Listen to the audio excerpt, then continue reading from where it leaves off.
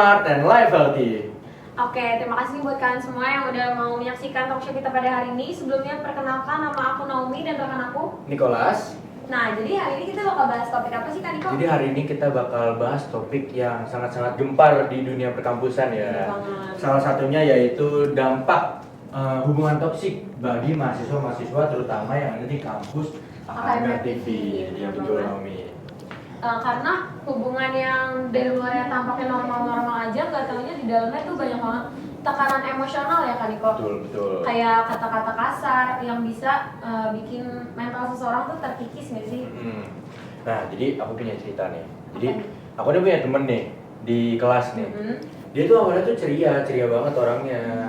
Terus kayak sering main sama yang lain, sama teman-teman. Gampang berbaur gitu Iya, lah ya. gampang berbaur. Tapi belakangan ini tiba-tiba dia murung, terus mojok di kelas gitu, Romi.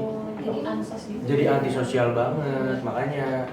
Nah, kira-kira nih daripada kita penasaran kenapa dia jadi seperti itu, mendingan langsung aja kita panggil narasumber kita.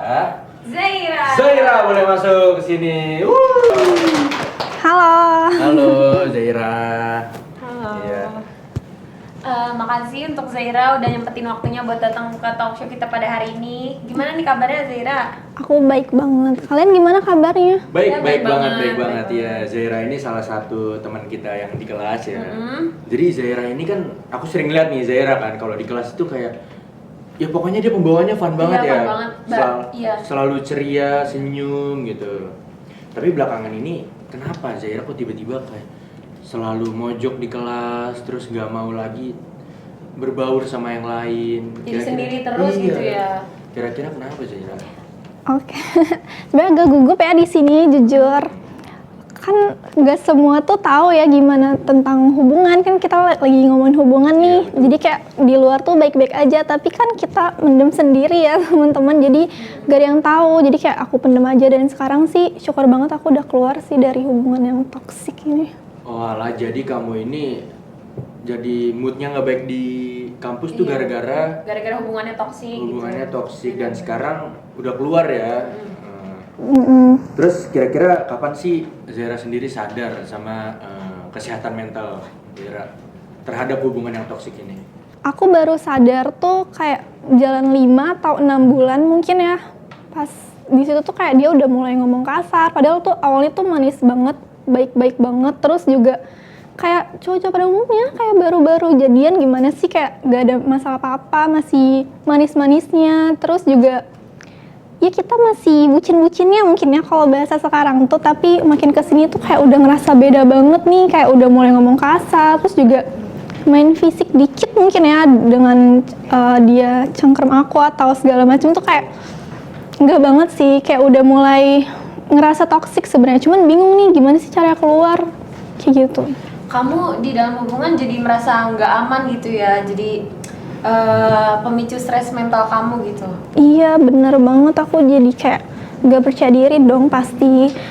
Terus juga di kelas juga kayak males banget buat berbaur sama orang, karena kayak udah capek duluan nih buat ada masalah di kampus. Dan di hubungan kan mungkin lebih banyak di hubungan mungkin ya daripada di kampus. Jadi aku di kampus tuh kayak ya udah sisa energi aku aja gitu di kampus. Tapi hubungan kamu yang bisa dibilang ya tanda kutip toksik ini itu seberapa lama sih? Atau emang jangka waktu itu setiap hari atau sehari 3 kali mungkin bisa jadi kan? Bisa jadi kan? Itu berapa lama sih jalannya hubungan seperti itu? Kalau berantemnya? Iya berantemnya. Kalau berantemnya tuh nggak nentu ya, kalau misalnya ada masalah aja, karena aku juga sebenarnya nggak mau ada masalah, cuman kalau ada masalah tuh ya mungkin dia udah beda orang gitu, udah bukan dia lagi gitu. Biasanya sih ya hubungan kalau misalnya kayak gitu, apalagi berantemnya setiap hari ya, tubuh tuh pasti bakal capek banget dan mental. Ya gimana ya, namanya tubuh punya tenaga kan, apalagi itu namanya tuh udah overload tuh kalau bahasanya ya, udah bahasa overload. Jadi ya. iya bahasa sekarang tuh udah overload lah bahasanya, jadi kita udah capek banget lah gitu.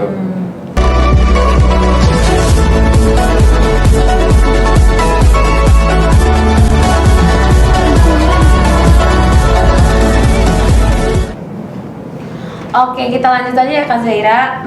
Kan sekarang banyak banget nih mahasiswa yang bilang kalau misalkan toxic relation tuh bikin anxiety meningkat. Kalau di kamu sendiri gimana nih? Bener banget sih itu.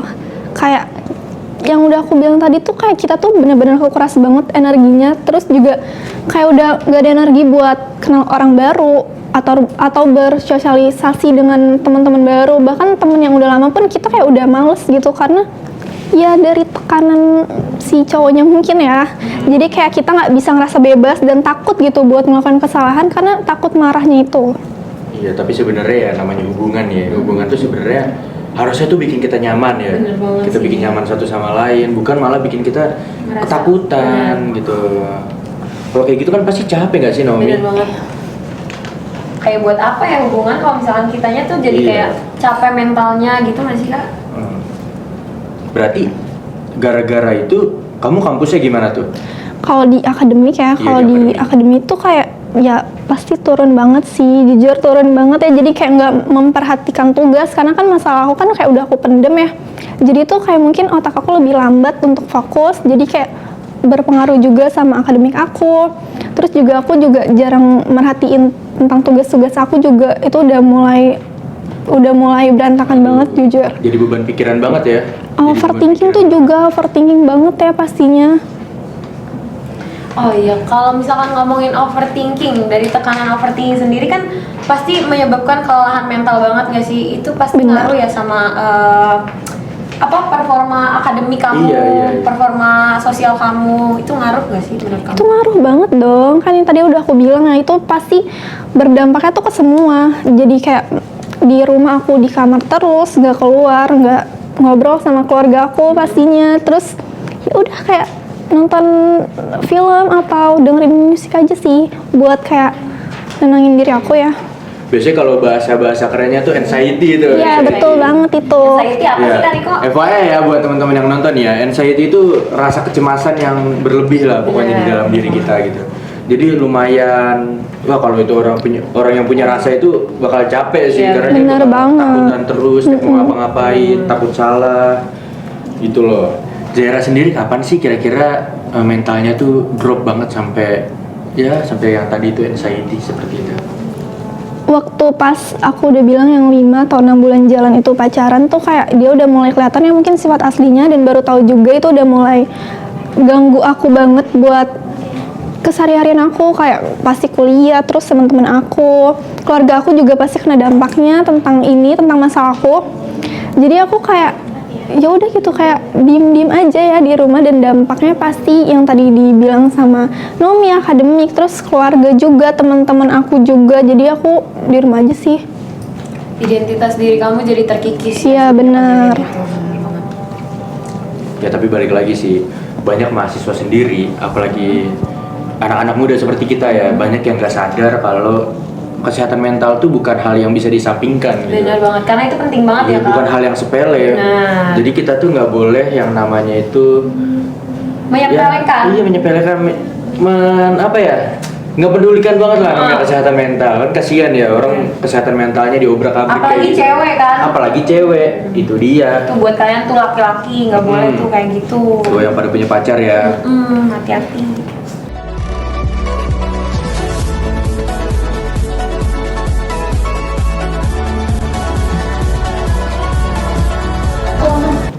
Nah, kamu kan sekarang udah keluar nih dari hubungan toksik yang kemarin itu kan. Setelah kamu keluar dari hubungan itu, kira-kira apa sih hal yang paling membantu proses pemulihan kamu? Yang paling membantu itu udah pasti teman-teman aku, keluarga aku karena ya cuman mereka aja sih yang ada di saat aku lagi kayak gini gitu loh dan aku lebih banyak spend sama mereka waktu pas lagi sedih-sedihnya dan teman-teman aku juga syukur banget sportif buat dukung aku dan gak ngebiarin aku sendirian sih untungnya. Jadi sebenarnya move on juga bukan salah satu jawaban ya buat Iya, orang yang mau benar. benerin kesehatan mental tuh. Tapi ya main sama temen juga bisa atau sama keluarga. Iya, benar tempatnya. banget. Sebenarnya jangan sendiri sih kalau Iya. kayak gitu ya Pak. Aduh, nggak berasa banget nih Kak Niko, kita udah dari penghujung acara kita Iya. pada hari ini. Padahal kita masih mau banyak-banyak tanya Kita ya. masih sama penasaran kalian. banget kenapa sih Zahira bener-bener Benar. seterpukul itu ya sama ya yang dulu-dulu itu loh.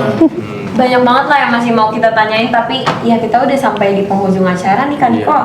Dan makanya aku juga mau ngingetin nih buat di luar sana, terutama yang cowok nih yang masih punya cewek, punya pasangan, janganlah kalian menyakiti kesehatan mental pasangannya tersebut. Kasihan sama nanti kehidupan dia di luarnya, kehidupan sama keluarganya, pekerjaannya. Aduh pusing deh bapak, pusing. Oke, sebelumnya aku mau ngucapin terima kasih nih buat Kak Zaira udah bisa hadir di acara talk show kita pada hari ini. Sampai jumpa di talk show kita berikutnya. Jaga diri dan kesehatan mental kalian. Heart and Mind Talk. Grow smart and live healthy. Bye.